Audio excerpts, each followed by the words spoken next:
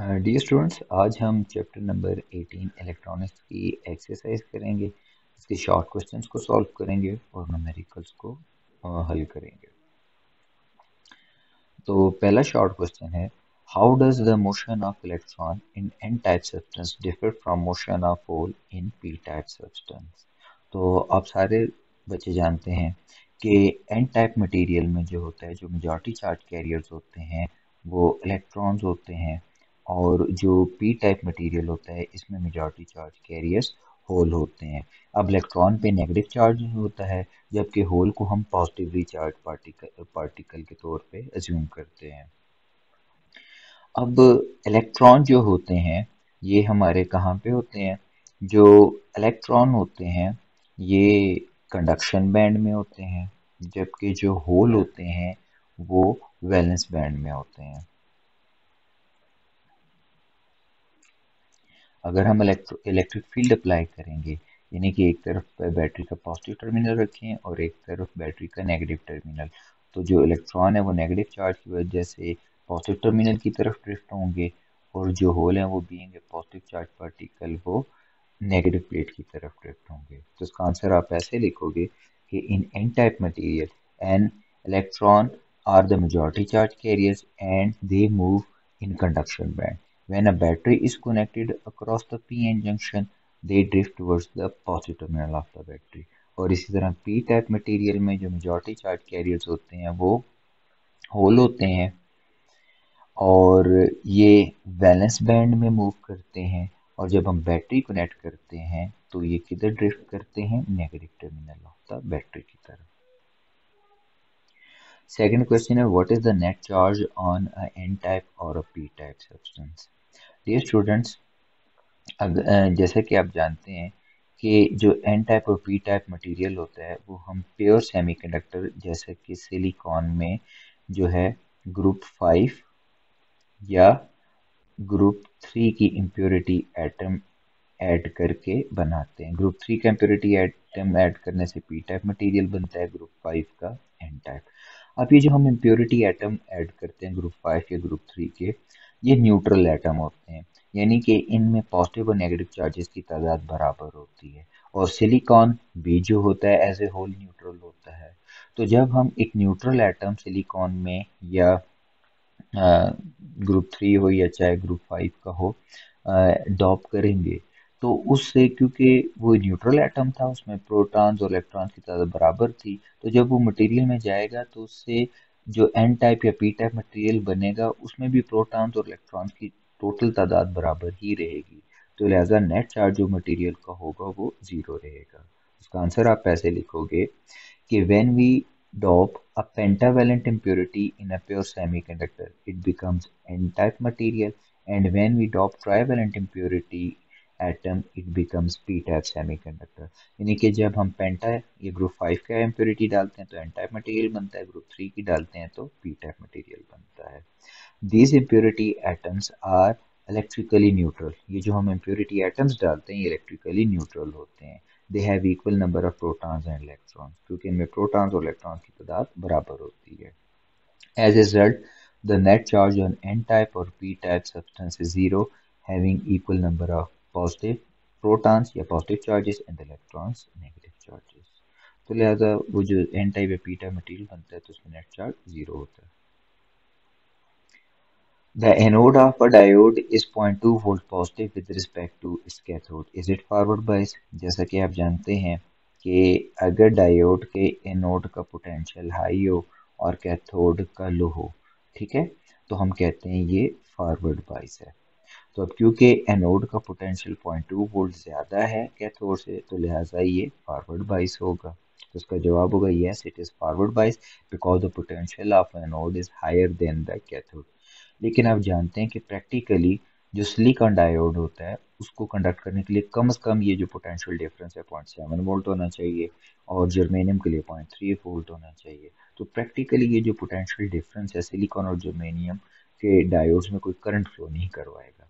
तो इस बात को ऐसे लिखेंगे, but practically the diode will not conduct any current because for silicon diode this potential should be at least 0.7 volt, and for germanium it should be at least 0.3 volt। Next question है why the charge carriers are not present in the depletion region. तो depletion region में charge carriers क्यों नहीं होते। Students जैसे हम PN junction बनाते हैं तो आपको पता है कि जो एन साइड होती है उसमें majority charge carriers free electrons होती हैं। ये ब्लैक डॉट्स जो ये फ्री इलेक्ट्रॉन्स को रिप्रेजेंट कर रहे हैं और ये जो वाइट सर्कल्स हैं ये होल्स को रिप्रेजेंट कर रहे हैं। और जो पी टाइप मटेरियल होता है इसमें मेजॉरिटी चार्ज कैरियर्स होल्स होते हैं। तो लिहाजा मैंने एन साइड पे इलेक्ट्रॉन्स को शो किया हुआ है और पी साइड पे होल्स को शो किया हुआ है। आल्दो के पी टाइप में इलेक्ट्रॉन्स होते हैं पर वो मैंने शो नहीं किया क्योंकि वो माइनॉरिटी चार्ज कैरियर्स हैं।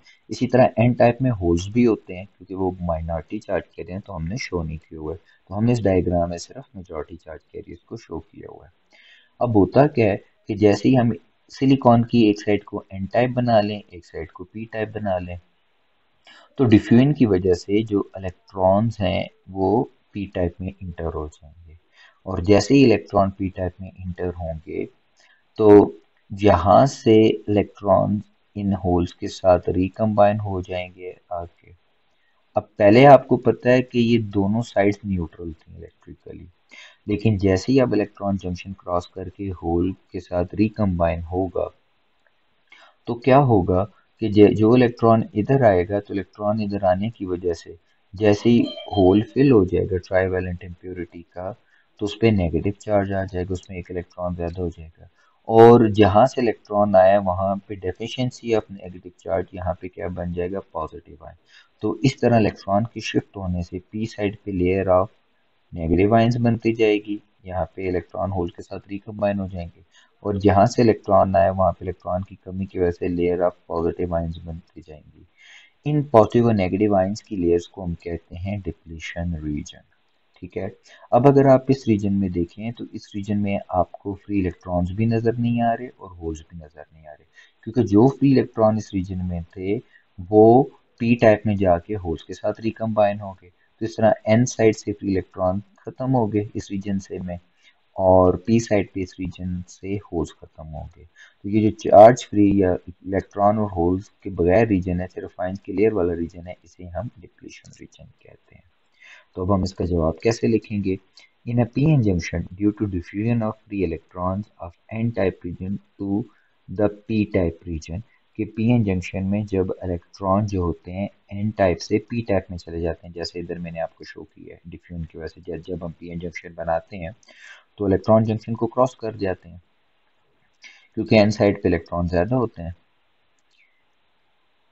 अच्छा junction and recombines with holes there और ये होल्स के साथ रिकम्बाइन हो जाएंगे। As result we get layer of positive ions in N type region. N side पे हमें पॉजिटिव आयंस की लेयर मिलती है और पी साइड पे हमें किसकी लेयर मिलती है आप देख सकते हो कि पी साइड पे हमें नेगेटिव आयंस की लेयर मिल रही है और एन साइड पे हमें पॉजिटिव आयंस की लेयर मिलती है। और ये जो आयंस की लेयर वाला रीजन है जिसमें फ्री इलेक्ट्रॉन्स और होल्स रिकम्बाइन होकर खत्म हो चुके हैं इसे हम डिप्लीशन रीजन कहते हैं। This region which contains only layer of positive and negative ions and no charge carriers यानी free electrons and holes is called depletion region. Therefore, due to this recombination, the charge carriers, free electrons and holes are not present in this region. तो इस reason में या जो है वो electron और whole पे मौजूद नहीं रहते। नेक्स्ट क्वेश्चन है what is the effect of forward and reverse biasing of a diode on the width of depletion region. तो स्टूडेंट्स फॉरवर्ड बाइसिंग में क्या होता है कि डिप्लीशन रीजन की जो विड्थ होती है वो कम हो जाती है और जो रिवर्स बाइस है उसमें डिप्लीशन रीजन की विड्थ क्या हो जाती है वो बढ़ जाती है। अब होता क्या है कि मिसाल के तौर पे ये मेरे पास पीएन जंक्शन है अगर मैं इसको फॉरवर्ड बाइस कर दूं मतलब एन साइड पे नेगेटिव पोटेंशियल अप्लाई कर दूं पी साइड पे पॉजिटिव पोटेंशियल अप्लाई कर दूं। अब ये पॉजिटिव पोटेंशियल क्या करेगा इन इलेक्ट्रॉन्स को इधर अट्रैक्ट करेगा। तो जब यहाँ से इलेक्ट्रॉन्स जो हैं वो निकल जाएंगे तो यहाँ पे होल्स क्रिएट हो जाएंगे और ये वाली आयंस की लेयर जो है वो ख़त्म हो जाएगी। इसी तरह ये वाले जो इलेक्ट्रॉन्स हैं जब यहाँ से ये इधर पुश होंगे तो जब यहाँ पे इलेक्ट्रॉन्स आ जाएंगे तो ये पॉजिटिव आयंस को न्यूट्रल कर देंगे। तो इस तरह आपके पास ये वाली लेयर भी ख़त्म हो जाएगी। यानी कि इलेक्ट्रॉन्स की वजह से, तो आपके पास जो विड्थ है डिप्लीशन रीजन की वो कम हो जाएगी। तो इस तरह आपका जो डिप्लीशन रीजन है उसकी विड्थ क्या हो जाएगी, रिड्यूस हो जाएगी, क्योंकि इलेक्ट्रॉन इस तरफ मूव करेंगे और यहाँ से इलेक्ट्रॉन जो है वो मूव करने की वजह से, या आप कह सकते हो, आप इसको ऐसे भी देख सकते हो कि ये नेगेटिव टर्मिनल है, ये पॉजिटिव है, यहाँ से होल इधर आ जाएंगे तो यहाँ से नेगेटिव आयंस की लेयर खत्म हो जाएगी, यहाँ से इलेक्ट्रॉन इधर आ जाएंगे तो यहाँ से पॉजिटिव आयन की कुछ लेयर्स खत्म हो जाएंगी। जबकि रिवर्स बायस में हम क्या करते हैं, एन साइड पे पॉजिटिव पोटेंशियल अप्लाई कर सकते हैं, पी साइड पे नेगेटिव पोटेंशियल अप्लाई करते हैं। अब क्या होगा कि ये पॉजिटिव पोटेंशियल इलेक्ट्रॉन को इधर अट्रैक्ट करेगा। अब यहाँ से ये वाले इलेक्ट्रॉन भी जब पीछे इधर मूव कर जाएंगे तो यहाँ पे पॉजिटिव आयंस की लेयर बन जाएंगी इनकी जगह। और इसी तरह यहाँ पे जो इलेक्ट्रॉन्स हैं, ठीक है, यहाँ से भी इलेक्ट्रॉन जो हैं वो माइनॉरिटी चार्ज कैरियर जो थे वो इधर शिफ्ट होंगे, और जब इलेक्ट्रॉन इधर ज़्यादा इस रीजन में आ जाएंगे तो यहाँ होल्स के साथ रिकम्बाइन हो जाएंगे और यहाँ पे नेगेटिव आयन की लेयर आपको मिल गई। तो इसमें विड्थ ऑफ डिप्लीशन रीजन क्या हो गई, बढ़ गई। तो इस तरह आपके पास रिवर्स बायस में डिप्लीशन रीजन की विड्थ बढ़ जाती है, जबकि फॉरवर्ड बायस में कम हो जाती है। Why ordinary silicon diode do not emit light? कि ordinary silicon diode लाइट क्यों नहीं emit करता? स्टूडेंट्स, होता क्या है कि लाइट emit होती कैसे है कि जब भी कोई इलेक्ट्रॉन जब होल के साथ रिकम्बाइन होता है, यानी कि वैलेंस बैंड से सॉरी कंडक्शन बैंड से वैलेंस बैंड में आता है, तो वो क्या emit करता है, फोटोन ऑफ लाइट emit करता है। अब जो ऑर्डिनरी सिलिकॉन डायोड होता है, इसमें ये जो फोटॉन होता है ये इनविजिबल रीजन में होता है, मतलब ये विजिबल रीजन में नहीं होता। तो इसलिए ऑर्डिनरी सिलिकॉन डायोड जो होता है वो लाइट को एमिट नहीं करता। यानी कि जो ऑर्डिनरी सिलिकॉन डायोड होता है उसमें जो मटेरियल हम यूज करते हैं वो इस तरह का होता है कि उसमें जो कंडक्शन बैंड और वैलेंस बैंड में पोटेंशियल डिफरेंस है वो या एनर्जी का डिफरेंस है वो इतना होता है कि वो जो फोटॉन इमिट होता है उसकी जो एनर्जी होती है वो visible region of electromagnetic spectrum में नहीं होती। ठीक है, तो इसलिए वो जो ऑर्डिनरी डायोड होता है वो लाइट को इमिट नहीं करता। तो ये बात यही लिखेंगे कि when an electron recombines with the hole in ordinary silicon diode, the photon of energy emitted by it is not in visible region, कि वो जो फोटॉन इमिट करता है वो विजिबल रीजन में नहीं होता। ठीक है, ये इंपॉर्टेंट बात है of electromagnetic spectrum, therefore ordinary silicon diode do not emit light. Why photo diode is operated in reverse bias state. अब आपने देखा होगा कि ये जो फोटो डायोड होता है हमारा, इसे हम रिवर्स बायस में कनेक्ट करते हैं, मतलब इसकी पी साइड को नेगेटिव टर्मिनल से कनेक्ट करते हैं और एन साइड को पॉजिटिव टर्मिनल से कनेक्ट करते हैं। तो ये हम क्यों इसे रिवर्स बायस में ऑपरेट करते हैं? तो उसका सिंपल सा जवाब है कि देखें, अगर मैं इसको फॉरवर्ड बायस में कनेक्ट करूंगा, ठीक है, अगर मैं फॉरवर्ड बायस में कनेक्ट कर दूं, यानी पी साइड को पॉजिटिव से कर दूं, एन को नेगेटिव से कर दूं, तो फॉरवर्ड बायस में तो डायोड कंडक्ट करेगा हमेशा, चाहे इस पे लाइट जो है वो पड़े या ना पड़े, लाइट हो या ना हो ये कंडक्शन करेगा, मतलब ये एज ए डिटेक्टर यूज नहीं हो सकेगा। तो रिवर्स बायस में हम क्यों यूज करते हैं कि क्योंकि हमने लाइट की डिटेक्शन के लिए इसे इस्तेमाल करना होता है। तो हम इसे रिवर्स बायस में जब कनेक्ट करते हैं तो होता है कि रिवर्स बायस की वजह से इसमें करंट नॉर्मली क्या रहता है, जीरो रहता है। लेकिन जब इस पे लाइट इंसिडेंट होती है तो लाइट क्या करती है कि इसके डिप्लीशन रीजन में या इसमें कोवेलेंट बॉन्ड्स को ब्रेक करती है, इलेक्ट्रॉन होल पेयर क्रिएट करती है। अब इलेक्ट्रॉन होल पेयर क्रिएट होने से माइनॉरिटी चार्ज कैरियर्स बढ़ जाते हैं। तो क्योंकि रिवर्स बायस में करंट होता ही माइनॉरिटी चार्ज कैरियर्स की वजह से है, तो फिर करंट फ्लो होना शुरू हो जाता है। तो मतलब जब इस पे लाइट पड़ती है तो ये करंट फ्लो होता है, जब लाइट नहीं पड़ती तो करंट फ्लो नहीं होता, मतलब ये लाइट की डिटेक्शन के लिए इस्तेमाल हो सकता है। तो in order to use photodiodes as a light detector, it is always operated in reverse bias state, कि अगर आपने इसे लाइट की डिटेक्शन के लिए यूज करना है तो आप इसे रिवर्स बायस में यूज करोगे, because in this state it can only conduct current when light falls on it, यानी कि अब ये करंट तभी कंडक्ट करेगा जब इस पे लाइट पड़ेगी। The light creates electron hole pair, जब लाइट पड़ती है तो उसमें इलेक्ट्रॉन होल पेयर क्रिएट होते हैं जिससे माइनॉरिटी चार्ज कैरियर्स बढ़ जाते हैं। अब यहाँ पे मैं माइनॉरिटी चार्ज कैरियर इसलिए ले रहा हूँ कि रिवर्स बायस में करंट फ्लो ही माइनॉरिटी चार्ज कैरियर की वजह से होता है, जबकि फॉरवर्ड बायस में मेजॉरिटी की वजह से होता है। अच्छा, तो जब लाइट पड़ेगी तो माइनॉरिटी चार्ज कैरियर अमूमन थोड़े होते हैं। जब इलेक्ट्रॉन होल कोवलेंट बॉन्ड टूटेंगे तो माइनॉरिटी चार्ज कैरियर्स की तादाद बढ़ जाएगी, और जब माइनॉरिटी चार्ज कैरियर्स की तादाद बढ़ जाएगी तो आपका रिवर्स डायरेक्शन में करंट भी बढ़ जाएगा, और हम कहेंगे कि अब डायोड कंडक्ट करना शुरू हो गया। The junction and the reverse current also increases with the intensity of light, तो जैसे जैसे लाइट की इंटेंसिटी ज़्यादा होती जाएगी रिवर्स करंट ज़्यादा होता जाएगा और ये कंडक्ट करेगा, और जब लाइट नहीं पड़ेगी ये ऑफ रहेगा। But in case of forward bias state, it will conduct current whether light falls on it or not. Hence, it cannot be used as a light detector. जबकि फॉरवर्ड बायस में चाहे इस पे light पड़े या ना पड़े ये करंट को कंडक्ट करेगा, फिर एज ए डिटेक्टर यूज नहीं होगा।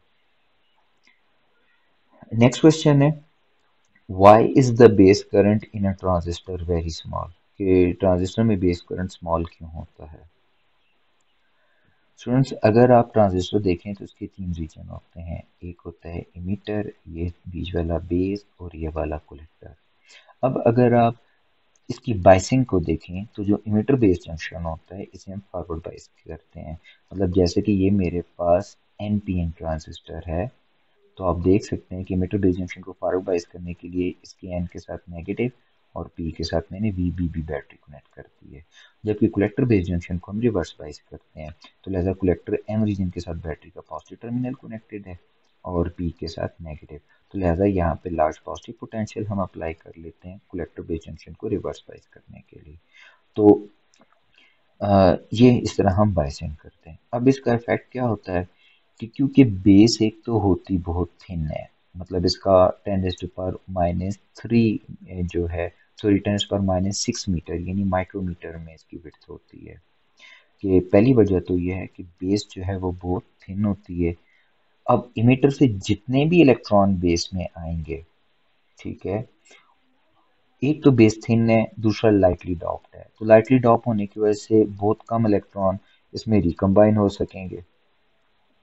और तीसरी बात यह है कि ये कलेक्टर पे आपने बहुत बड़ी बैटरी कनेक्ट की है, comparatively large positive potential apply किया हुआ है, तो ये कलेक्टर क्या करेगा, इन सारे इलेक्ट्रॉन्स को अपनी तरफ अट्रैक्ट कर लेगा। तो लिहाजा इमिटर से जितने भी इलेक्ट्रॉन बेस में इंजेक्ट होंगे, लार्ज पॉजिटिव पोटेंशियल की वजह से कलेक्टर इनको अपनी तरफ क्या कर लेगा, अट्रैक्ट कर लेगा। और क्योंकि बेस थिन भी है और लाइटली डॉप्ड है तो बहुत कम इधर रिकम्बाइन भी होंगे, तो ज़्यादा एमिटर करंट जो है वो कलेक्टर करंट बन जाएगा। और लेकिन कुछ इलेक्ट्रॉन हाँ यहाँ से निकल के इधर आएंगे पॉजिटिव टर्मिनल ऑफ वीबीबी की तरफ, जिसे हम बेस करंट कहेंगे। तो इसलिए बेस करंट जो है वो स्मॉल होता है। तो इसकी रीजंस क्या लिखोगे, the base current is very small because पहली बात the base is very thin, एक तो थिन होती है, तो इसको इजीली क्रॉस करके मीटर करंट जो है वो किधर चला जाता है कलेक्टर में। दूसरा इट इज लाइटली डॉप, ये स्लाइटली डॉप होने की वजह से बहुत कम इलेक्ट्रॉन इधर रिकम्बाइन हो सकेंगे या इधर रुक सकेंगे। तीसरा वीसीसी, मतलब ये जो कलेक्टर के क्रॉस बैटरी है ये बहुत ज़्यादा है एज कम्पेयर टू वीबीबी, तो यही वजह है that is the voltage between collector and emitter is much greater than voltage between base and emitter।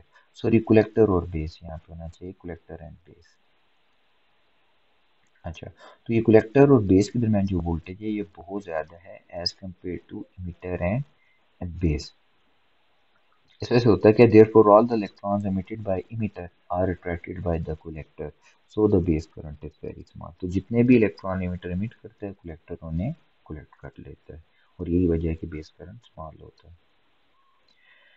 Next question है, what is the biasing requirement of the junction of a transistor for its normal operation, के transistor के normal operation के लिए हम कैसे biasing करते हैं। Explain how these requirements are met in common emitter amplifier। तो common emitter amplifier में ये requirements हम कैसे पूरी करते हैं। आंसर, स्टूडेंट्स, जो बाइसिंग रिक्वायरमेंट्स हैं वो तीन हैं। पहली बात कि जो आपका इमिटर बेस जंक्शन है, आपने इसको फॉरवर्ड बाइस करना है। जो कलेक्टर बेस जंक्शन है, इसको आपने रिवर्स बाइस करना है। तो जैसे कि आप देख रहे हो ये एन पी एन ट्रांजिस्टर है, तो मैंने क्या किया है कि एन साइड को नेगेटिव टर्मिनल से कनेक्ट कर दिया, पी साइड को पॉजिटिव से, यानी कि इमिटर बेस जंक्शन को हमने फॉरवर्ड बाइस कर दिया। जबकि कलेक्टर बेस जंक्शन, कलेक्टर की एन साइड को हमने पॉजिटिव से कनेक्ट कर दिया और पी साइड को नेगेटिव से, और कलेक्टर बेस जंक्शन को हमने रिवर्स बाइस कर दिया। और तीसरा, वीसीसी को बड़ा होना चाहिए वीबीबी से। तो ये तीन रिक्वायरमेंट्स हैं।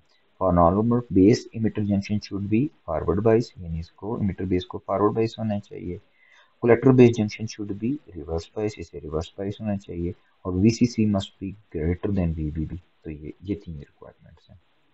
अब हम इन रिक्वायरमेंट्स को कॉमन एमिटर एम्पलीफायर में कैसे पूरा करते हैं। अगर आप कॉमन एमिटर एम्पलीफायर को देखें, जैसे कि ये मैंने n p n transistor show की है, ये इसकी कलेक्टर साइड है, ये आप बेस है, और ये इसका इमिटर है।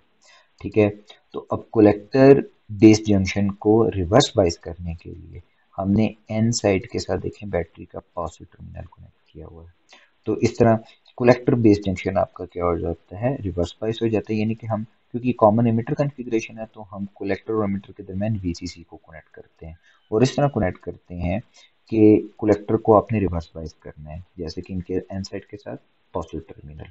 और जो बेस एमिटर जंक्शन है, ये जो बेस एमिटर, इसको फॉरवर्ड बाइस करना है, यानी इसके पॉजिटिव साइड के साथ बैटरी का पॉजिटिव टर्मिनल होना चाहिए। सॉरी, यहाँ पे बैटरी का पॉजिटिव टर्मिनल होना चाहिए, और जो एन साइड है इधर बैटरी का नेगेटिव टर्मिनल होना चाहिए। तो इस तरह हम बेस इमिटर जंक्शन को फॉरवर्ड बाइस कर देते हैं वीबीबी कनेक्ट करके, और कलेक्टर मीटर के साथ वीसीसी इस तरह से कनेक्ट करते हैं कि कलेक्टर क्या हो जाए, रिवर्स बाइस हो जाए। तो इस तरह ये बाइसिंग रिक्वायरमेंट्स पूरी हो जाती हैं। तो connecting a very large battery VCC between collector and emitter which reverse biases the collector junction, and a small V battery VBB is connected across the base emitter junction which forward biases this junction, जिसको forward bias कर देता है। हमारा next question है, what is the principle of what is the biasing requirement of the junction of a transistor for its normal? No.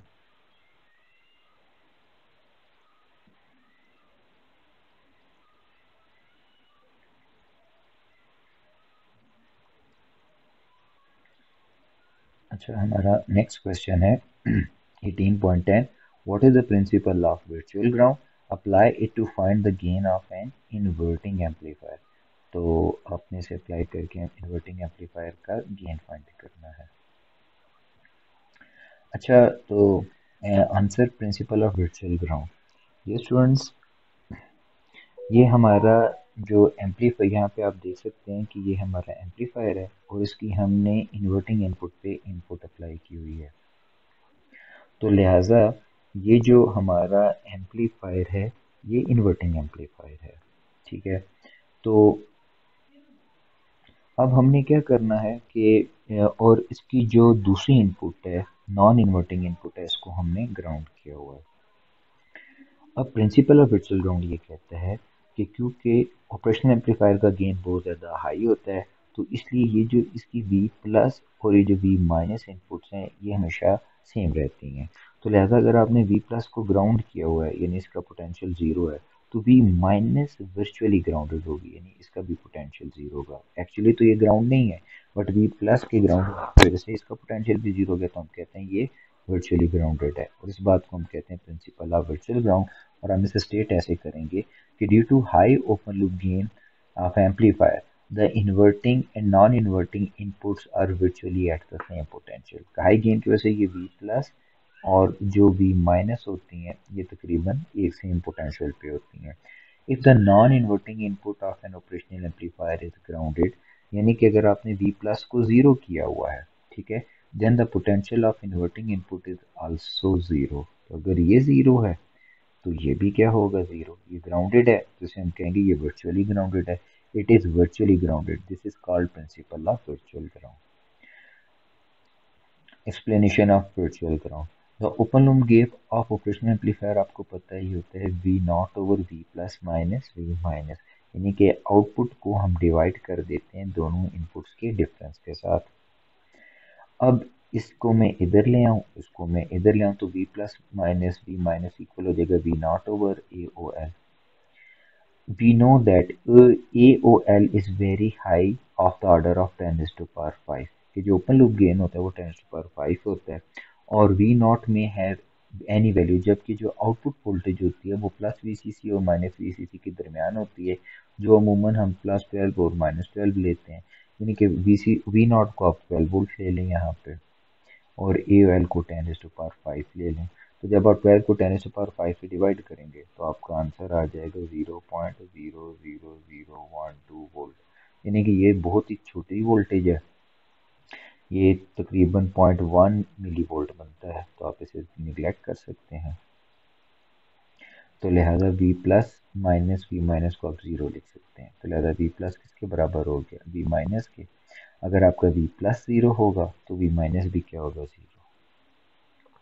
अब इसका gain कैसे find करना है, तो वो हमारा लॉन्ग क्वेश्चन था, हम पहले डिस्कस कर चुके हैं, तो बाकी आपने इसी प्रोसेस को फॉलो करना है। The input of a gate are 1 and 0, identify the gate if its output is 0 और 1। कहते हैं अगर गेट की इनपुट 1 और 0 हो तो वो कौन सा गेट होगा अगर आउटपुट इन इनपुट्स के लिए 0 हो, और दूसरे केस में कहते हैं अगर यही इनपुट करूँ तो किन गेट्स की आउटपुट 1 होती है। तो स्टूडेंट्स हमने 7 गेट्स पढ़े हैं, not gate, or gate and gate, x nor gate, nand gate, और exclusive or exclusive nor gate. अब आपने इन 7 गेट्स में नॉट गेट में तो एक ही इनपुट होती है और एक ही आउटपुट होती है, तो लिहाजा ये दोनों इनपुट्स हम इस पे अप्लाई नहीं कर सकते, पीछे 6 बार कॉम्बिनेशन है। अब इन सब गेट्स की इनपुट पे अगर मैं 0 और 1 अप्लाई करता हूँ तो आपको पता है कि जो आर गेट है उसकी एक भी इनपुट 1 हो तो आउटपुट 1 होती है, और जो एंड गेट है उसमें एक भी इनपुट 0 हो तो आउटपुट 0 हो जाती है।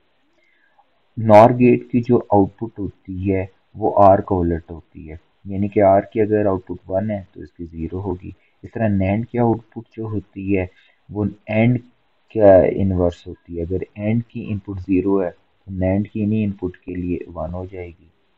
अच्छा, एक्सक्लूसिव और में ये होता है कि अगर दोनों इनपुट सेम हो तो आउटपुट 0 होती है, डिफरेंट हो तो 1 होगी, और नॉर के लिए होता है कि दोनों डिफरेंट हो तो आउटपुट 0 होगी, इसका इन्वर्ट होगी। तो ये आपकी आउटपुट्स आ गई। ठीक है, तो ये आपकी इन गेट्स के लिए आउटपुट्स आ गई। तो हमने देखा कि 0, 1 और 0 इनपुट्स के लिए किन किन गेट्स की आउटपुट 0 है, तो उसमें से आ जाएगा एंड गेट, नॉर गेट और एक्सक्लूसिव नॉर गेट, तो इनका ये जवाब होगा एंड गेट, नॉर गेट और एक्सक्लूसिव नॉर गेट। और इसी तरह 1, 0 इनपुट के लिए किन के आउटपुट 1 है, तो वो है ऑर गेट, नैंड गेट और एक्सक्लूसिव ऑर गेट, तो ये होगा ऑर गेट, एंड गेट और exclusive or gate. Tick the correct answer, आपने करेक्ट आंसर बताने हैं। A diode characteristic curve is a plot between, कि डायोड कैरेक्टरिस्टिक कर्व किन दो चीज़ों के दरमियान ग्राफ होता है, current and time, voltage and time, voltage and current, forward voltage and reverse voltage. तो स्टूडेंट इसका जवाब होगा वोल्टेज एंड करंट। तो आईवी ग्राफ अगर आपको याद हो तो ये इस तरह होता है, एक साइड पे हम करंट प्लॉट करते हैं और एक साइड पे हम वोल्टेज, तो ये ग्राफ होता है करंट और वोल्टेज के दरमियान। The colour of light emitted by LED depends upon number one forward bias, reverse bias, amount of forward current और semiconductor material use। तो स्टूडेंट इसका जवाब होगा the type of semiconductor material use, क्योंकि material पे depend करता है कि जो फोटान इमिट होगा उसकी एनर्जी क्या होगी। जैसे अगर आपने LED यूज़ करनी है तो उसके लिए हम स्पेशल सेमीकंडक्टर यूज़ करते हैं, गैलियम आर्सेनाइड और गैलियम आर्सेनाइड फॉस्फाइड, क्योंकि इनमें कंडक्शन बैंड और वैलेंस बैंड में गैप इस तरह से होता है कि जब इलेक्ट्रॉन होल के साथ रिकम्बाइन होता है तो इनका जो एनर्जी डिफरेंस है इतना होता है कि वो जो फोटान इमिट होता है वो विजिबल रीजन में होता है। तो लिहाजा LED बनाने के लिए हम वही मटेरियल यूज़ करेंगे जिनके कंडक्शन बैंड और वैलेंस बैंड में इस तरह से गैप हो कि जो फोटान निकले वो विजिबल रीजन का हो। In a half-wave rectifier, the diode conducts during both half of input cycle, a portion of the positive half of the input cycle, a portion of the negative half of the input cycle, one half of the input cycle. तो आप जानते हैं कि जो half wave rectifier होता है उसमें हम एक डायोड को यूज करते हैं, और जब हम इनपुट अप्लाई करते हैं तो पॉजिटिव हाफ की ड्यूरेशन 0 से t/2 तक होती है, नेगेटिव हाफ की t/2 से t तक होती है। तो ये क्या करेगा, पॉजिटिव हाफ के लिए कंडक्ट करेगा और नेगेटिव हाफ के लिए नहीं करेगा। ये अगर मैं डायोड की डायरेक्शन रिवर्स कर दूं तो नेगेटिव के लिए करेगा, पॉजिटिव के लिए नहीं करेगा। तो लिहाजा हाफ वेव रेक्टिफायर क्या करता है, एक हाफ के लिए जो है वो कंडक्शन करता है। ठीक है, मतलब अगर मैं ऐसे इसको कनेक्ट कर दूं,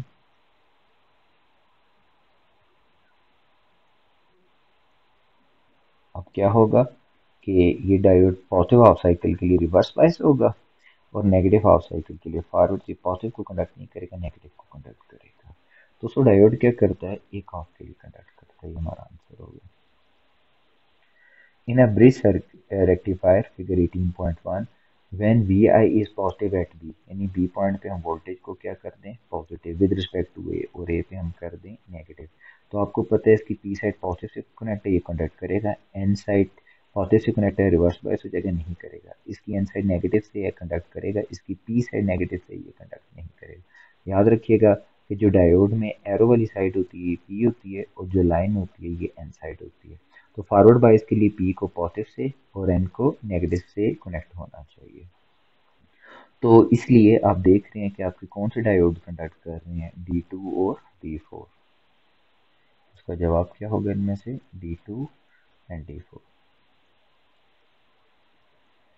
the common emitter current amplification factor beta is given by. अब आपको पता है जो बीटा होता है ये आउटपुट करंट यानी IC over input current over IB होता है। तो इसमें से कौन सा ऑप्शन होगा, IC ओवर IB, ये आपका बीटा ऑप्शन है। Truth table of logic function summarizes its output value, tabulates all its input conditions only, displays all its input-output possibilities, और डी ऑप्शन है is not based on logical algebra. तो truth table जो होता है एक ऐसा table होता है जो ऑल पॉसिबल इनपुट्स और आउटपुट्स का रिलेशन हमें बताता है। तो ये करेक्ट ऑप्शन होगा। The output of two input OR gate is zero only when it's। अब OR गेट की आउटपुट आपको पता है कि ज़ीरो तभी हो सकती है जब दोनों इनपुट ज़ीरो हों, क्योंकि अगर इसकी एक भी इनपुट वन हो जाए तो आउटपुट इसकी वन हो जाती है। तो उसका जवाब होगा बोथ इनपुट्स आर ज़ीरो।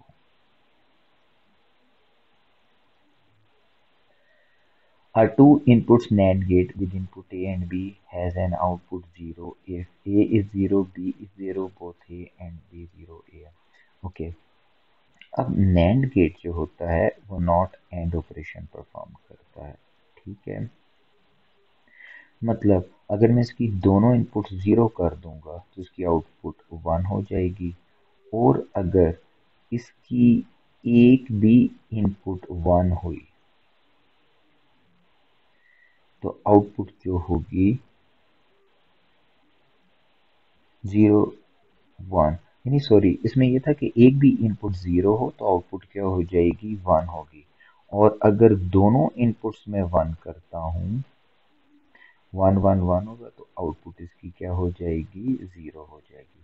तो नैंड गेट की आउटपुट जो है वो 0 कब होती है, जब दोनों इनपुट्स क्या हो, 1 हो।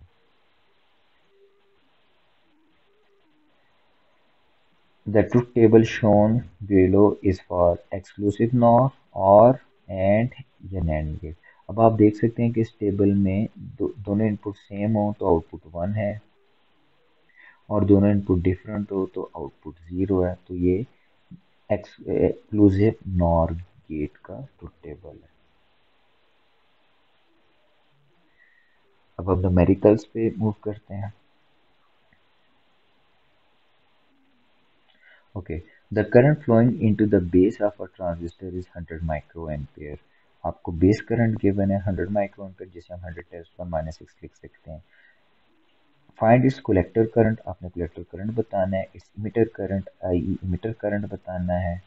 और आपने बताना है IC ओवर आई अगर बीटा 100 हो, यानी आपको बीटा गिवन है और बेस करंट गिवन है और ये तीन चीज़ें आपने फाइंड करनी है।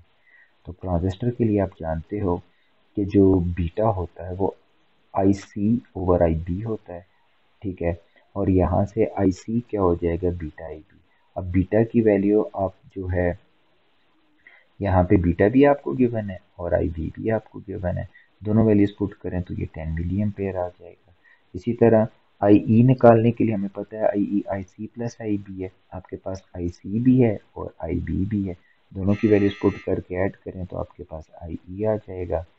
और अब आपने IC भी निकाल लिया आई, अब IC और IE की रेशो ले लें, ये आपके पास IC है, ये आपके पास IE है, तो आपके पास IC ओवर IE की जो रेशो है वो कितनी आ जाएगी, ये 10.1 मिली एम्पेयर IE की जगह पुट कर दें और 10 मिली एम्पेयर IC की जगह पुट कर दें तो ये आंसर आ जाएगा। Next question है figure 18.2 shows a transistor which operates a relay as the switch S is closed. The relay is energized by a current of 10 milliampere. अब ये जो 10 milliampere है ये आपका कलेक्टर करंट है, ठीक है, तो इसे हम ये लिख लेंगे। Calculate the value of RB which will just make, आपने RB फाइंड करना है, which will just make the relay operate. The current gain beta of the transistor is 200. आपको बीटा गिवन है 200. When the transistor conducts its VBE can be 0.6 volt. ये जो base है और ये जो इमिटर है, अब ये बेस इमिटर के दरम्यान जो वोल्टेज है VBE ये आपको गिवन है 0.6 वोल्ट। तो आपने RB यानी कि ये रेजिस्टर फाइंड करनी है, और जबकि VCC आपको डायग्राम में गिवन है 9 वोल्ट और ये RB आपने फाइंड करनी है। सोल्यूशन। अच्छा स्टूडेंट्स, आपको नज़र आ रहा है ट्रांजिस्टर में याद रखना दो लूप्स होती हैं, एक VCC से ग्राउंड तक ये आउटर लूप होती है और एक इसकी ये इनर लूप होती है। अब नज़र आ रहा है कि हमने RB फाइंड करना है तो हम इनर लूप को यूज़ करेंगे। अच्छा, आप जानते हैं कि बीटा किसके बराबर होता है, IC ओवर IB के बराबर होता है, और यहाँ से IB किसके बराबर हो जाएगा, IC ओवर बीटा। तो IC मुझे गिवन है 10 × 10⁻³ और बीटा 200, तो यहाँ से मैंने IB कैलकुलेट कर लिया। अब मैं ये जो इनपुट लूप है इसको कंसिडर करता हूँ। आप देख सकते हैं कि ये टोटल वोल्टेज VCC जो है ये इनपुट में एक कुछ हिस्सा इसका ड्रॉप हो रहा है RB के क्रॉस और कुछ हिस्सा इसका बन रहा है VBE। तो लिहाजा ये दोनों वोल्टेजेस का जो सम होगा वो VCC के बराबर होना चाहिए। तो लिहाजा VCC बराबर है रजिस्टर RB की वोल्टेज IBRB और बेस इमिटर जंक्शन के क्रॉस वोल्टेज VBE। तो यहाँ से मैं लिख सकता हूँ RB किसके बराबर हो जाएगा, VCC minus VBE over IB। अब VCC हमें गिवन है 9 वोल्ट तो इसकी जगह 9 वोल्ट लिख लिया, VBE हमें गिवन है 0.6 वोल्ट तो ये 0.6 लिख लिया, IB हमने कैलकुलेट किया हुआ 5 × 10⁻⁴। ये वैल्यू सॉल्व की तो हमारे पास 168 किलो ओम आ गया। अच्छा स्टूडेंट्स, अब क्वेश्चन नंबर 3 को सॉल्व करते हैं। In a circuit there is negligible potential drop between base and emitter, मतलब इसमें जो बेस और इमिटर जंक्शन में जो वोल्टेज होगी VBE हम उसको ज़ीरो ले लेते हैं, यानी कि VBE आपकी ज़ीरो है। कैलकुलेट बेस करंट, आपने बेस करंट बताना है, कलेक्टर करंट बताना है, पोटेंशियल ड्रॉप अक्रॉस RC। अब ये जो RC रेसिस्टर के क्रॉस पोटेंशियल ड्रॉप है इसे मैं VC कह देता हूँ, ये आपने बताना है, और VCE, और ये कलेक्टर और इमिटर के क्रॉस जो वोल्टेज है VCE इसे हम कहते हैं, ये आपने बताना है। तो सो स्टूडेंट्स ये सर्किट है और ये चीज़ें हमने बतानी है। तो कुछ चीज़ें आप ध्यान में रखिएगा कि, और वो ये, सॉरी,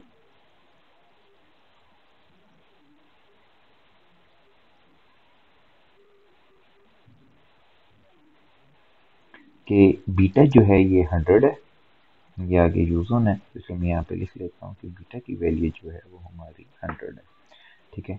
तो सबसे पहले हम बेस करंट फाइंड करते हैं। अच्छा स्टूडेंट, ट्रांजिस्टर में एक आउटपुट लूप होती है जो ये इस तरह से होती है और एक इनपुट लूप होती है जिसमें आपका बेस करंट होता है। आउटपुट लूप में कलेक्टर करंट आता है और इनपुट लूप में बेस करंट आता है। अब अगर हमने बेस करंट फाइंड करना है तो मैं इनपुट लूप को कंसिडर करूंगा। इनपुट में एक तो वोल्टेज है VCC जो कि सोर्स है, और इसका कुछ ऐसा ड्रॉप हो रहा है आर बी के क्रॉस, ठीक है। और अगर इसमें मैं करंट एज्यूम करूं आई बी, तो जो वोल्टेज होगी आई बी आर बी होगी, और एक वोल्टेज ड्रॉप हो रही है 20 सेंटीमीटर वी बी ई, जिसको हमने क्या लिया हुआ है 0। तो लिहाजा इनपुट लूप में 3 वोल्टेजेस हैं, V C C, I B R B और वी बी ई।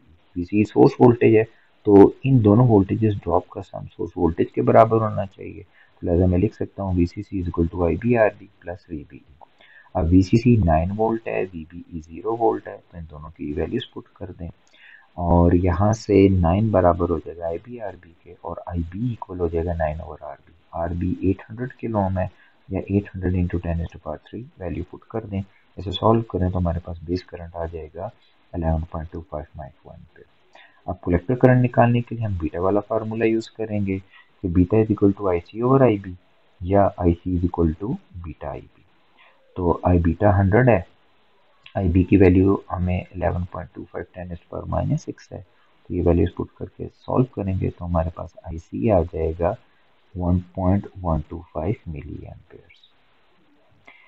अब नेक्स्ट वी सी यानी कि आर सी के क्रॉस जो है ये जो है हमने वो निकालनी है वोल्टेज। तो लेट्स सपोज इसमें जो करंट है वो फ्लो कर रहा है आई सी, और रेजिस्टेंस है आर सी। तो वोल्टेज जो वी सी है वो इन दोनों का प्रोडक्ट हो जाएगी, यानी आई सी आर सी। आई सी की वैल्यू आपने ये निकाली हुई है, और आर सी आपको 1 किलो ओम गिवन है, तो ये 1 किलो ओम 10⁻³ होता है, ये दोनों कैंसिल हो जाएंगे, तो 1.125 वोल्ट ये वी सी आ गया। तो आपने वी सी निकाली, अब वी सी ई निकालते हैं। अच्छा, वी सी ई यानी कि कलेक्टर और इमिटर के दरमियान वोल्टेज है, ये आपकी वोल्टेज जो है ये वी सी ई है, ठीक है। तो मैं क्या करता हूँ, ये आउटपुट लूप को कंसिडर करूंगा। इसमें एक वोल्टेज सोर्स आ गई वी सी सी, रजिस्टर के क्रॉस वोल्टेज आ गई वी सी, और ये वोल्टेज जो मैंने फाइंड करनी है वी सी, 3 वोल्टेजेस हैं। तो लिहाजा वी सी सी इन दोनों वोल्टेजेस के सम के बराबर होनी चाहिए, यानी कि V C C equal to V C plus V C E. तो मैं वैल्यूज पुट कर देता हूँ, वी सी सी की जगह हम पुट कर, या ऐसे वी सी ई को सेपरेट कर लेते हैं, ये V C C minus V C हो जाएगा। वी सी सी 9 वोल्ट है, इसकी जगह 9 आ जाएगा, और वी सी आपने 1.125 वैल्यूज पुट करें, तो ये आपकी वी सी ई आ गई 7.875 वोल्ट।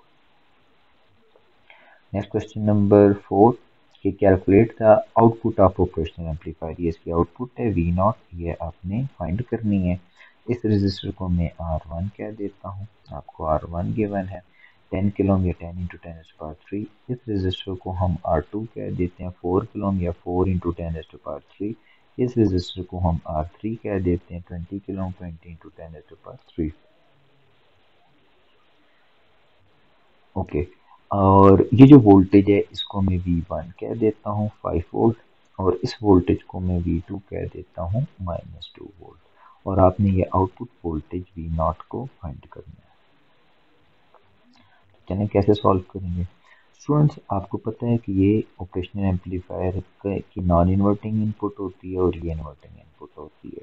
अब क्योंकि नॉन इन्वर्टिंग इनपुट आपकी ग्राउंडेड है, यानी इसका पोटेंशियल 0 है, तो नॉन इन्वर्टिंग भी ग्राउंडेड होगी, वर्चुअली ग्राउंडेड होगी, और यहाँ पे भी पोटेंशियल क्या होगा 0। तो सो इस पॉइंट का पोटेंशियल 0 हो गया, ठीक है।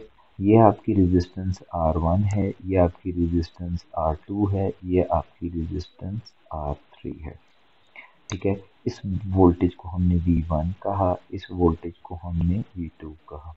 अब मैं अज्यूम करता हूँ कि ये करंट यहाँ से जो फ्लो कर रहा है ये I1 है, जो R2 में फ्लो कर रहा है इसको हम कह रहे हैं I2, और जो R3 में फ्लो कर रहा है उसको हम कहते हैं I3। क्लियरली, क्योंकि ऑपरेशनल एम्पलीफायर की इनपुट रेजिस्टेंस बहुत हाई होती है तो कोई भी करंट इधर फ्लो नहीं करेगा, और ये दोनों जो करंट है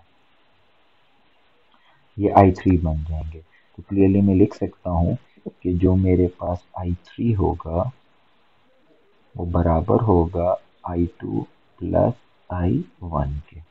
अब हम ये करंट देख लेते हैं क्या होंगे। सबसे पहले मैं I1, ओम्स लॉ कहता है जो करंट होता है वोल्टेज ओवर रेजिस्टर, तो I1 R1 में फ्लो कर रहा है तो तो लिहाजा इसकी रेजिस्टेंस होगी R1, और जो पोटेंशियल डिफरेंस है इस साइड पे वोल्टेज V1 है, इस साइड पे 0 है तो पोटेंशियल डिफरेंस हो जाएगा V1 माइनस 0।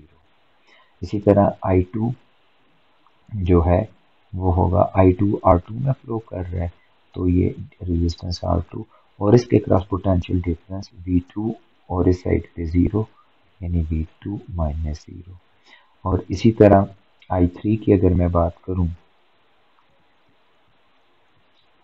तो I3 R3 में फ्लो कर रहा है तो यहाँ पे रेजिस्टेंस R3 हो जाएगी और पोटेंशियल डिफरेंस इसके क्रॉस 0 माइनस इस साइड पे पोटेंशियल 0 है और इस साइड पे V0 तो 0 माइनस V0। ठीक है, तो अगर मैं वैल्यूज पुट करूं तो V1 मेरे पास 5 है, 5 minus 0 5 over 10 into 10 is to power 3 आ जाएगा और V2 मेरे पास माइनस 2 है डिवाइडेड बाय R2 आ जाएगा 4 इंटू 10 इज टू पावर 3 और ये मेरे पास हो जाएगा माइनस V0 ओवर R3 की जगह हम क्या लिख लेंगे 20 किलो ओम। तो इस तरह मैं I1, I2 और I3 निकाल दूंगा। अब क्योंकि I3, I2 और I1 के सम के बराबर है तो I3 को मैं लिख सकता हूँ I1 प्लस I2। तो I3 जो होगा ये बराबर होगा इन दोनों करंट्स के सम के। अब देखेंगे प्लस 0.5 10 पर माइनस 3 है, ये कैंसिल हो जाएगा तो ये आपके पास रिलेशन क्या बन जाएगा V0 divided by 20 into 10 to power 3 equal to 0 या ये इधर आके 0 से मल्टीप्लाई होकर 0 हो जाएगा तो V0 0। तो दिस इज योर आंसर कि आपकी आउटपुट वोल्टेज इस केस में 0 होगी। नेक्स्ट क्वेश्चन है calculate the gain of non inverting amplifier as shown. आपने इसका गेन फाइंड करना है। इसको हम रेजिस्टेंस को R1 कहते हैं, इसको हम R2 कहते हैं क्योंकि ये नॉन इन्वर्टिंग एम्पलीफायर है। इनपुट आपने भी पॉजिटिव टर्मिनल पे अप्लाई की हुई है तो आपको पता है गेन इसका होता है 1 प्लस R2 ओवर R1। आपको R2 भी गिवन है, R1 भी गिवन है, फार्मूला में पुट करके सॉल्व करेंगे कि R1 है 10 किलो ओम यानी 10 into 10 is power 3, R2 40 kilo ohm 40 into 10 is power 3 और गेन आपने फाइंड करना है जो कि होता है 1 प्लस R2 ओवर R1। तो R2 और R1 की वैल्यू पुट की, ये 0 0 से cancel, 1 plus 4 5 answer. Gain ratio होती है आउटपुट और इनपुट वोल्टेज की तो लिहाजा इसका कोई यूनिट नहीं होता। अच्छा सुनिए, जो छठा न्यूमेरिकल है कुछ बुक्स में है और कुछ बुक्स में नहीं है तो हम बेहतर है कर लेते हैं इसको। क्वेश्चन में कहता है calculate the gain of N amplifier in which the collector resistance RC is 5 kilo ohm. तो आपको RC गिवन है 5 kilo ohm. The input resistance between base and emitter of a typical transistor is 2.5 kilo ohm. अब जो base और emitter के दरमियान input resistance होती है इसे RIE कहते हैं हम। ये 2.5 किलो ओम, ये 2.5 टाइम्स पर 3 ओम है। बीटा आपको गिवन है और आपने गेन फाइंड करना है ए। अच्छा, कॉमन इमिटर एम्पलीफायर वाले टॉपिक पे आपने देखा था कि इसका जो गेन होता है ये इक्वल होता है minus beta RC over RIE। आपको बीटा भी गिवन है, RC भी गिवन है, RIE भी गिवन है। जैसे आपने वैल्यूज पुट करनी है, सॉल्व करना है तो आपका आंसर आ जाएगा -200। अगेन गेन रेशो होती है आउटपुट और इनपुट वोल्टेज की तो इसका कोई यूनिट नहीं होता। Thank you very much.